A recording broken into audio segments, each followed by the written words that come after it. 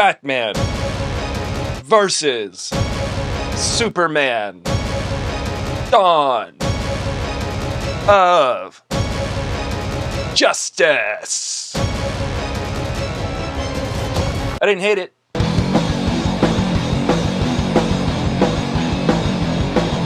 Alright everybody, this is a spoiler-free review. I'm gonna have my spoiler review up in a couple days, so check back for that. Batman v Superman Dawn of Justice takes place soon after the events of Man of Steel. Everybody's real pissed off that there's these godlike Kryptonians flying around, destroying cities, going completely unchecked, ungoverned.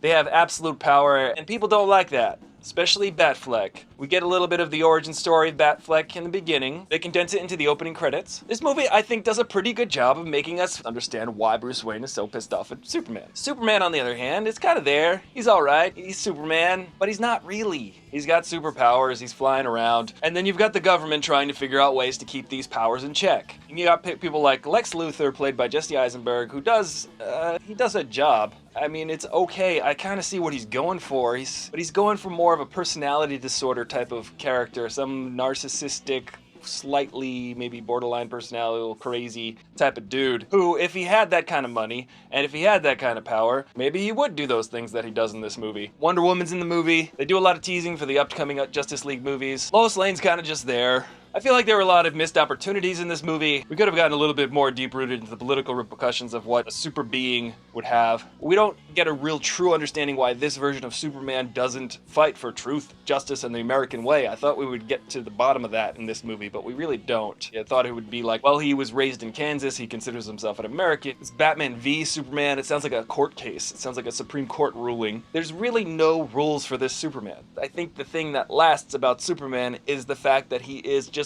a good guy, and is always a good guy. I don't know if Zack Snyder likes that, or if he doesn't think it's cool and he wants Superman to be like this cool new era Superman. Sadly, I think that's where the DC movies fall, or any other studio other than Marvel, because Marvel, when they put their superhero characters on screen, these characters are true to the characters that have lasted all of these years, all of these decades. When DC puts these characters on screen, they want to tweak the character, and I think that's a mistake. I think the reason why these characters last for so long was because they were done right in the first place. Why would you make a Superman that kills people and is more concerned about his relationship than the fact that he just destroyed half a city? I have to say though, people are upset that Superman killed Zod, and I just watched Superman 2 again with Christopher Reeve, and he straight up murders Zod. He crushes Zod's hand, throws him into a bottomless pit. I think people forgot about that. And then if you watch a version of Superman 2, he blows up the Fortress of Solitude with his eyeballs, some sort of made-up Richard Lester power. We'll talk about that in another video. Batman, on the other hand, all you people that were Ben Affleck haters,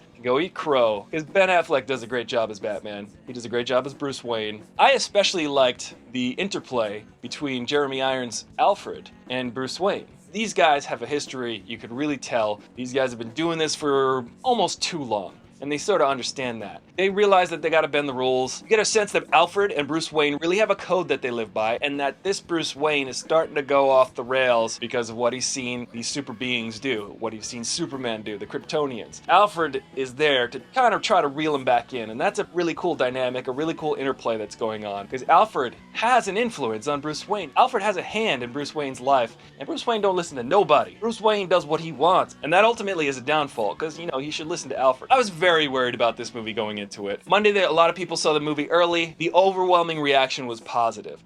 And then I checked Rotten Tomatoes the next day. The critic rating is at 46%. I'm like, I check it a couple hours later, it's at 42%, then 40.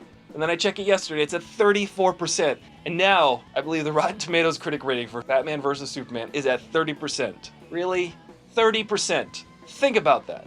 I, for one, can't put in the effort to hate this movie. Overall, I was entertained. This movie's got a lot of disjointed scenes. This is what you get when you hire Zack Snyder to make a movie. He likes to blow shit up. He doesn't really know storytelling. You got all these other people trying to string the movie together to make it cohesive. But Zack Snyder's like, hey, when do we blow stuff up? And then when all the stuff starts to blow up, they make sure that they're like, oh, this place is uninhabited.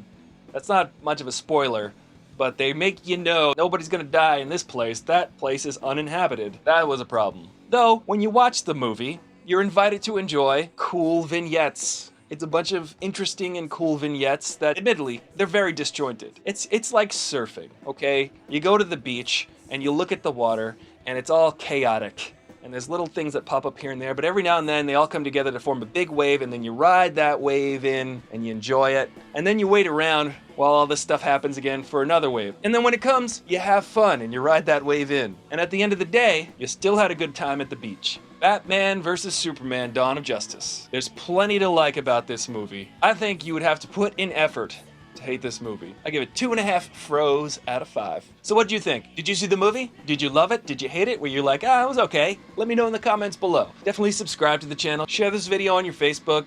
Share it with your friends. Share this video with your mom. Put it in your pocket. Put this video in a locket and put it around your neck. Check out the other videos on my channel. And if you want to get involved in your local government to keep the powers that be at check, click the icon of my face at the end of this video to find out how. I've been Aristotle, full throttle, and I'll see you later. I can't eat another bite.